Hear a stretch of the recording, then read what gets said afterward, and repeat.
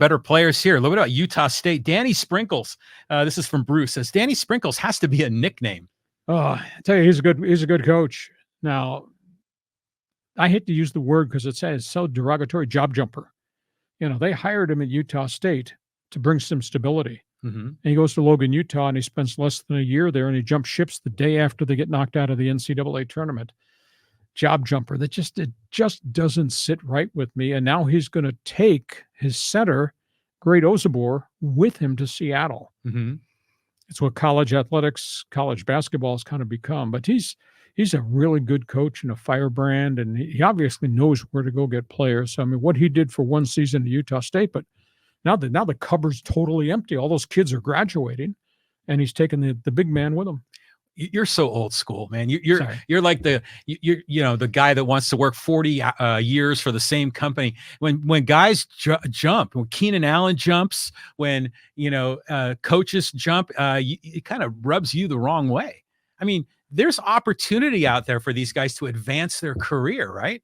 So you're the one that took the pen in my dictionary and under the L page where it said loyalty, you're the one that scratched out loyalty? Well, when you got the phone call from Spanos to come to San Diego, what were you loyal in Phoenix? No, because I had given them 7 years of my life and had done a phenomenal job, and I put Sports Talk Radio on the map at KTAR Phoenix. Yeah, and you came here, and it was even better. Exactly. There you go. Okay, let's move on here. Let's go to JK. He says, greetings from Las Vegas, Nevada. Thoughts on the Padres rotation coming into opening day? Also, let's go Aztecs. Well, go Aztecs. This has been a phenomenal run. I don't know that the run can continue after Thursday at UConn. This short work week really concerns me the most. As I mentioned early on, they got home at 4 a.m. on Monday. They're going to have a short walkthrough game plan meeting on Monday. They're going to have a full practice on Tuesday, a short walkthrough on Wednesday, board the plane, go to Boston. They're going to play early Thursday. So their schedule is very compacted. Great job, though, by Brian Dutcher. In terms of the Padre rotation, let's just hold our breath. Darvish does not look like vintage Darvish yet. Musgrove does not look like vintage Joe Musgrove yet. Michael King has pitched pretty well. Obviously, Dylan Cease now comes on board, and he will give them a top four that's going to be pretty competitive, and they're going to be 9 deep in the bullpen.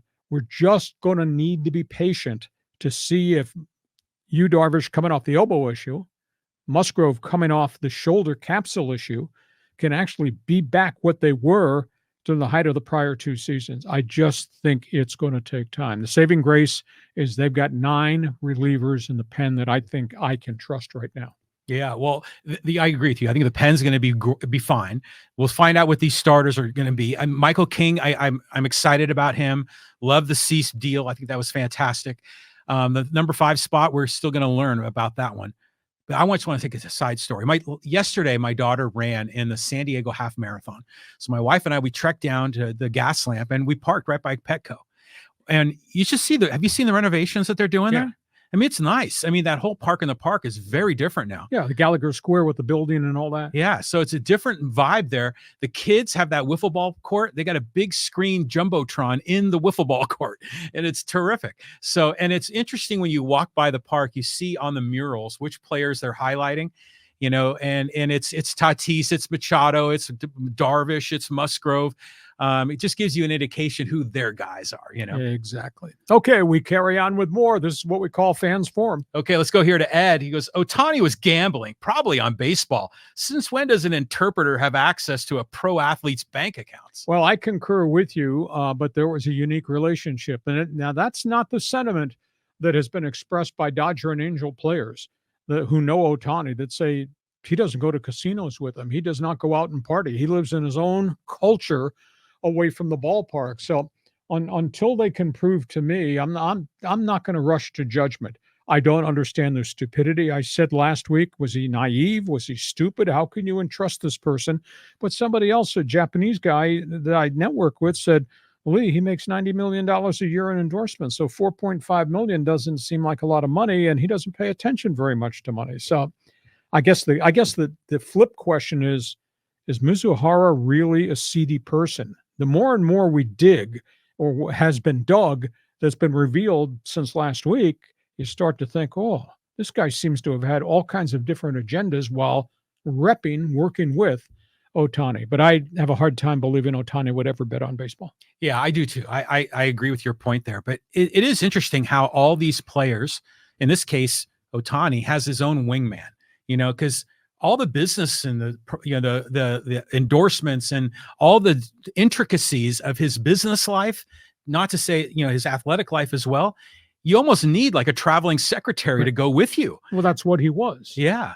So it's interesting that these players have these kind of guys. But yeah, when I think I saw a rumor that he was supposed to, the translator said he went to UC Riverside, I think, and he never went. And he never worked for the Red Sox. Right. So if he's got all this history of lying and deceit and con jobs, that most likely he's the culprit. Yeah.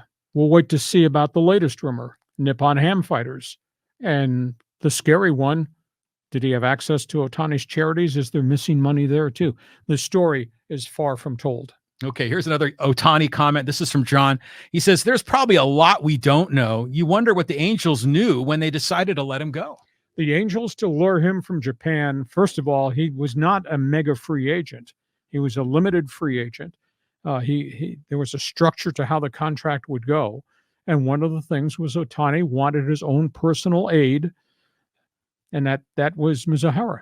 And the Angels agreed. And the Angels allowed him to have all these clauses in his contract that he would rehab on his own outside of the circle of Angel doctors. He had a trusted group of advisors, and he had never had problems in the Japanese league with the Ham Fighters. So they agreed to all this, including this gentleman coming on board to be his personal aide, if you will. So that's where we are right now. The Dodgers accepted the same thing because nobody at that point, when the Dodgers were about to sign him, knew there was anything wrong with this guy. The Dodgers do have other Japanese and Korean interpreters within their infrastructure who help with other players. Mm-hmm. So that's where we are right now. There was no red flags when the Dodgers signed him. The Angels had no red flags that they were aware of at that point in time. Yeah. I mean, he always strikes us as a very sincere, humble, kind of a quiet guy.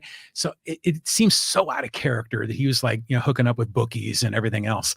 But yeah, we'll find out. Don't rush to judgment, but we can speculate. Sure. Moving on. Okay, here, let's go to Joy. And she says, give Hacksaw a thumbs up.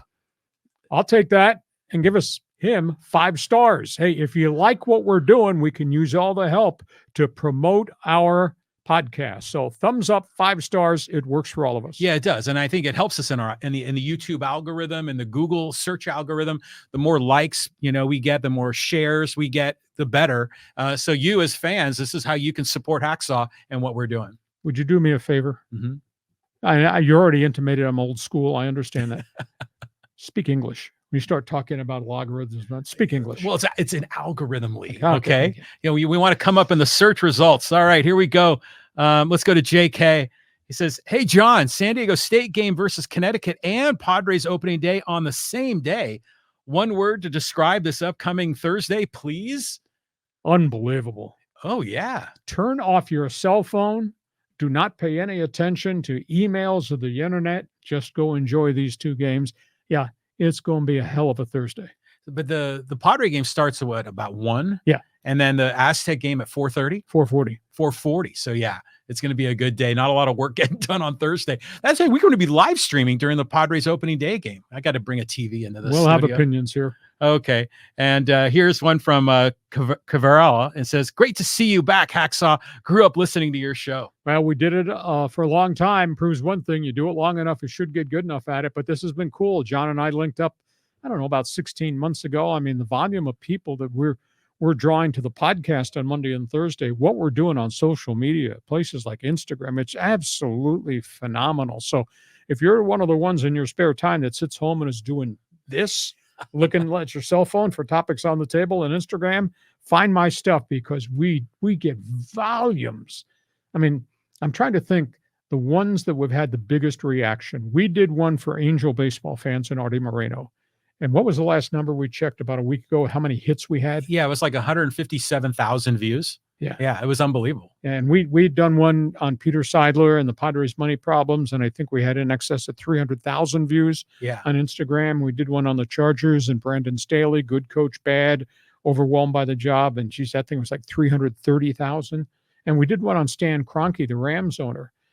coming to San Diego. And the last time we checked, I think that was like 400,000 views. Yeah, it was close to 500,000. And what's interesting about this is that we don't have like a 77,000 watt blowtorch signal to kind of promote what we're doing. Everything we're doing is organic, and it's all because of the fans, and they're sharing and liking and following. That makes the biggest difference. We do like thumbs up. Give us 5 stars. We will accept it. And thanks for being part of the podcast. Go ahead, John. Okay, let's go to Angel. More Ohtani. I think it is more about Ohtani helping a friend out than throwing games. I think Ohtani will be innocent. Well, I raised the question. John put it up in a headline back early, victim or accessory. I just have a hard time understanding that he would be an accessory, but I don't understand that volume of money and making that volume of money to pay a guy who had, as Mizukawa said, business losses. Well, it wasn't business losses. You lied to the guy. It was gambling addiction, gambling losses. So the whole relationship changes. But that's a phenomenal amount of money. 9 times they accessed Ohtani's account and delivered him $500,000 every time they accessed the account. Yeah. Have you ever withdrawn $500,000 from the ATM machine? Yeah. Good luck. Big stack of green cash. Yeah. Now let's just, for a moment, let's just speculate. Let's just say everything about this has gone wrong for Ohtani. Okay. Would this be the biggest scandal in sports history? In terms of money, I'd have to think about that. Money and gambling. And well, I mean, the biggest scandal modern day was Pete Rose. Yeah. I mean, I read the John Dowd report cover to cover. I mean, the stuff that they broke down just on individual days was absolutely stunning. Reds played the Padres. It might have been a season opening series. Might have been maybe 1983. Pete Rose placed 8 bets from his hotel the morning of the opening day on all different games. And then he placed bets from the manager's office at that point, I guess was Jack Murphy Stadium or Qualcomm Stadium. And they have all this broken down on where he was and what days and how many bets he placed and how much money he made or lost. It's absolutely stunning. So that was a phenomenal amount of money and obviously had terrible, terrible implications because he bet on baseball. Well, again, more speculation. This is an interesting topic. If you, king of the world, wave your magic wand, what's the right answer to integrate or to not integrate gambling and sports? You can't change it. Did you ever try to put toothpaste back in the tube? Yeah, right. John, it's out there now. Yeah, it is. Because Major League Baseball, like all the other sports, are now accepting all this money from casinos and betting programs, et cetera, as a revenue stream. It's out there. And the only thing you can do is deliver the message. You cannot, as a player, get involved in anything as it relates to gambling on your own sport. Yeah. Now, if you wish to go to a casino and you want to bet on the Super Bowl, if you're a baseball fan, I guess you can do that. Or an NBA fan, you can bet on the Final Four, but you can't. But they have to drive that message home. And yet there's a ton of players. NFL suspended, 9 guys last year for gambling on NFL games, not their own team.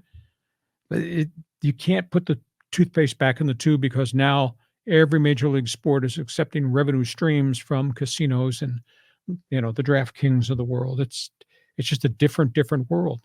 Yeah. If I were in charge, I would say, yeah, you're right. You can't put the toothpaste back in the tube. Gambling, I think, makes the sport more interesting, because we tend to follow players. If you're a fantasy sports guy, we followed teams that maybe we would never follow otherwise by betting on games. I think it makes the sport more interesting. I would be a much stricter enforcer of how it applies to the players and to management. If I were in charge, I would not allow baseball players to bet not just on baseball, but on anything. You would have to be extraordinarily transparent because if there's any hint of gambling and any hint of, World Wrestling Federation kind of a vibe, then the whole sport goes down the tubes. There's some talk that we want to ban betting, and I don't think you can do that. Not at all. Tough, complex question for sure. Fans forum. Let's move on. Moving on. Okay. Yeah. Let's go get some of our social media friends here involved, and we'll go here and talk about those Giants. And this is from SP, and it says, "Hey, this is a good sign. Giants will start the season They're talking about Blake Snell going to San Francisco with 2 legit ace pictures. And if Ray can come back strong, they can finish the season strong too. Not saying it's overpaid, but this is likely 1-year investment. Plus draft picks and international signing are not guaranteed to land the next stars, as many as the top prospects never make it through. The NL West is packed, and this is the best San Francisco could do by taking Chapman and Snell at a reasonable price, as both were supposed to make their more when the free agency started. Your ghostwriter said that?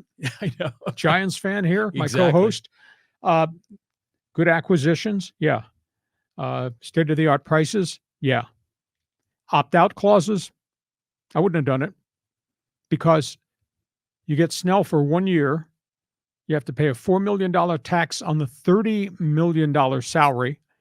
You forfeit a second and third round draft pick, and you give up $1 million from your international signing pool. I mean, you're denouncing the draft completely, lock, stock, and barrel. You need the draft as a lifeline to get players into your farm system. And if you have $1 million less in your pool, that means you're not going to be able to sign as many good players. And if you don't have draft picks at the top of the board, how are you going to get talent in your system to replace Snell or Chapman if those guys are opting out after 1 year? So I just question the opt-out decision made by that general manager. Well, it's kind of like we said earlier. It's like managing an assets, managing a portfolio. Yeah, on the surface, doesn't really seem to make a lot of sense.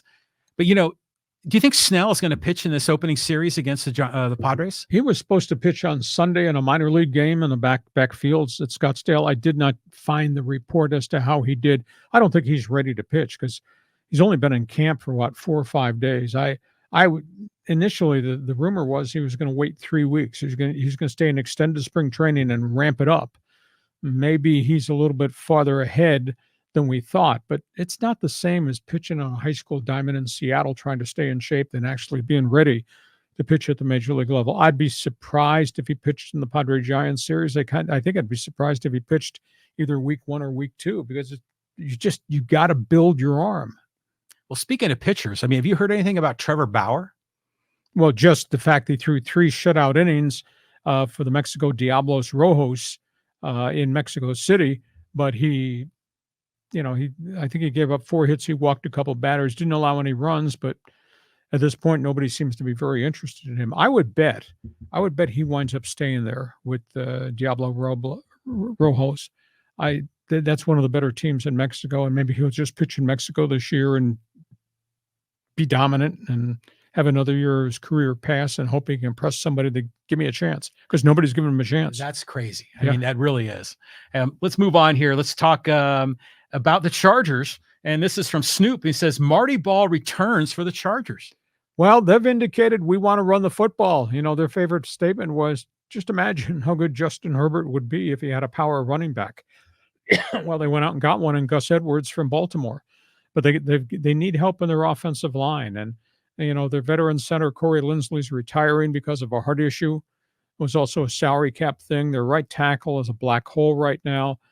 They're sitting there at 5. They could get a really good offensive tackle, either one out of Notre Dame or one out of Penn State with the number 5 pick. But if they trade out, they could also stockpile additional picks, because they're going to need wide receivers and they're going to need more offensive linemen. You can still get a good offensive lineman middle of the first round. You can definitely get receivers in the second and third round if you hit the jackpot on the right guy. So they have a tough decision. But they've openly said, it'll be kind of like Marty Ball. We do want to run the football to make that quarterback better, but they don't have the components to help them run the football. And they got a lot of vacancies, help wanted, a lot of different skill positions around Justin Herbert. Speaking of Marty Ball, why did he have trouble in the playoffs? What was the reason? He just was never creative enough to do something different. He was in Kansas City. I mean, he's a great in-season coach. When they got to postseason, they ran the same stuff. And in the postseason, people would devise different things that you had never seen before. Defensively, to slow the run down, and offensively to attack Kansas City. And they just never, ever got it done. I think he won 200 games over his entire career, which is impressive. But his postseason record was like 6-9. It was just really strange. And he lost some of those games. They had home field advantage at Arrowhead, and they never got out of the first round. So he just did not make a lot of adjustments. And that's the thing that I think about the NFL. We talk about the brilliance of Andy Reid. There are going to be things you're going to see when Kansas City plays in a playoff game nobody's ever seen. It's not on tape anywhere. That's formations, that's motion. They'll just do different things. That's why Kansas City won the Super Bowl. The creative juice, ambushing the guy who's never seen this. Mm-hmm. And Marty never did that. Well, it's kind of like, this is the way we've always done it, and I'm going to keep doing it this way. But remember, I mean, he had that run in Cleveland with that fumble that blew the game. Who was that in that game that fumbled it? Was it Kevin Mack? It might have been, yeah. They had the fumble and they had the drive. The drive, that was the other one. Elway. Yeah, John Elway got him at the end. So you've had the Marty era goes back to the Browns, then at the Chiefs, and then the Chargers in that order. Wow. And they had great success with the Chargers in season. They had a lot of fluke stuff that happened in the playoffs a couple of years in a row.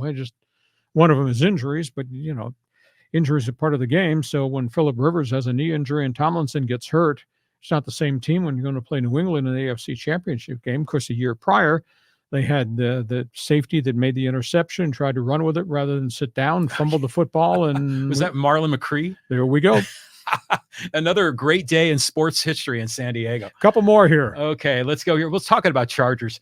This is from Retro JR. He says, hate to see Austin Eckler go. He was LA's LaDainian Tomlinson. Good luck in DC. Well, he was a very different back, has to go to a very different offense. He's not a power guy. He's a tough guy.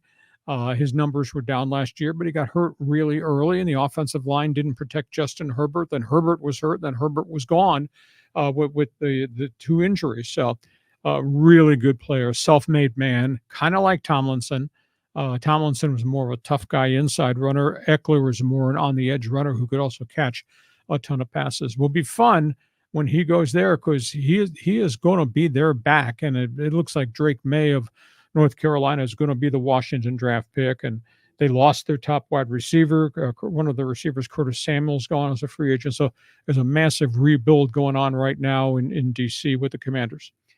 If you were to wide overview of the NFL and running backs, we always think of the third down specialist. Mm-hmm. We think of the tough guy, 3 yards in a cloud of dust. We think of the dynamic LaDainian Tomlinson. What are the different subcategories of running back? Well, you got power back like Derrick Henry. Right. You got multi-purpose back like Tomlinson. Mm-hmm. You got great athletic back like Austin Eckler. So you very seldom do you find a guy that is the complete back. Derrick Henry's not going to catch a lot of passes. He goes to Baltimore to be the power guy. Tomlinson could run and could catch, and obviously could throw some because he did throw some halfback options. And Eckler became a dynamic guy doing a lot of different things. But you have to have a very different offense. If you're going to have an Eckler, you can't be a power football team. You're going to have to be finessing. You're going to have to throw it and down the field and all that. If you want to play old style football, then you got a Derrick Henry and you load it with offensive linemen and tight ends and wham blocks and all that. So it just depends who you are as a coaching staff and what your philosophy is and how you can get guys to fit into the philosophy you want to run. So, I mean, you would not sign Austin Eckler to go to Green Bay where they want to run the hell of football in cold weather. It just doesn't work that way. Isn't it interesting, though, that a lot of the greats were only one or two of those, but maybe not three. They weren't complete backs, right? Like Jim Brown certainly was not a complete back, even though he was one of the greatest of all time. But who would be the complete backs? You say LT. I mean, Christian McCaffrey today would be one. Who else would be in that spot? I mean, McCaffrey is the most complete back out there in NFL football right now because he does all that, and that's a unique specimen. Yeah, it's like Roger Craig, too. Roger Craig, but that was a few third downs ago. That's not more recent. But, you have to also understand that if you're going to do that, if you're going to run and throw to McCaffrey, how many hits he's going to take. If you get a running back that has over 300 touches, that's a lot of pounding. That shortens careers and a lot of risk of injury. So you're going to need a little lady luck if you're going to have a McCaffrey type who is going to be a component of your offense that has to produce catch and run. Yeah, makes sense. Get a couple more in here. Okay, I want to share some. As I told you, my Dodger fan or Ohtani fans have really crazy comments, but I wanted to share one of these. And this is a little bit long, but it's from Michael. And he says, stop sugarcoating all of this about the show, about Showhead, he calls him. He should be suspended for 10 years. He's got so much privilege. He's got deferred money that the Dodgers corruptly did. From the very beginning, should have been a warning sign, a red flag. The FBI will never come to the conclusion of him due to the fact that they're corruptible and will be passing out a deal behind back rooms, just like ESPN, just like Major League Baseball, and all of its rigging of games with umpires and broadcasters from top to bottom. Conspiracy theory. Holy cow. Connect the dots on that one. You violated the first rule of today's podcast. No rush to judgment. Dodgers did not do anything illegal. Deferred payments have been part of baseball going back to the 1980s. People don't know there is a rule. You're deferring $70 million a year for Ohtani. You have to put 5 to 10% of the deferral amount in a separate reserve pool that can't be used that given year for players. So the Dodgers, I don't do math good off the top of my head, but just tell me what 5% of 70 million is. That's the amount of money the Dodgers had to put into the reserve pool that they can't touch this year. Yes, and next year, $3.5 million. Okay, next year they'll put more in, et cetera, et cetera. So I'm glad you can think on your feet because I can't. So they didn't do anything illegal. Is the money unbelievable? Yeah. Does he need it though? No, he probably does not. There's no interest to it. It's kind of unique. A player would agree to that type of deferral without the agent saying, give me 5% interest every year. I must be a Dodger hater. Let's just let this thing run its course, and then we make a determination whether he was a victim or whether he actually was an accessory. And at the end of the day, what they did is no different than what the New York Mets and Pittsburgh Pirates did with Bobby Bonilla, which was one of the first deferred packages ever. And they paid that out over 20 years, or still paying it out over 20 years. So baseball has approved this. The union refused to interject and say, no, we can't do that. It's just another unique way to get guys on the roster and to fund it legally. Again, it's just an example of how there's some people, like you say, conspiracy theories, they're all in and they're convinced that this is some scheme. But how much, let's talk about reality. Like in sports, in gambling, and there's been a couple of marquee cases, right? I mean, you talk about Pete Rose, but I'm thinking about referees or people that rigged it. You know, there was the NBA ref, Tim Donaghy. There was the Black Sox in 1919. I mean, what are some of those other examples? And have you ever seen any evidence in modern day of any of this kind of rigging? No, because the Black Sox scandal is front and center of everybody. Everybody knows what happened and who took the money and 8 men out and all that. Mm-hmm. And there have been stupid players who've done stupid things. I want to say there's probably been 8, maybe 9 major league players going back since the 1950s have been expelled from baseball. Now, there were some in the minor leagues that were expelled for life because they were taking paydays in the lower minor leagues. But there's really been nothing here in Major League Baseball because they know the end result. It's the end of their career if they get caught. Yeah. Yeah. Well, I'm surprised that some of these players even sort of dance around the fringes of this. You think that they would get the message and clearly stay in the good camp, but for some of them, it's a horrible temptation. I mean, it is a legit addiction. But again, I think some of these guys jump into conspiracy theories. It's fun to talk about, but we just need evidence. Hey, listen, we hope you have enjoyed our Monday bonus podcast.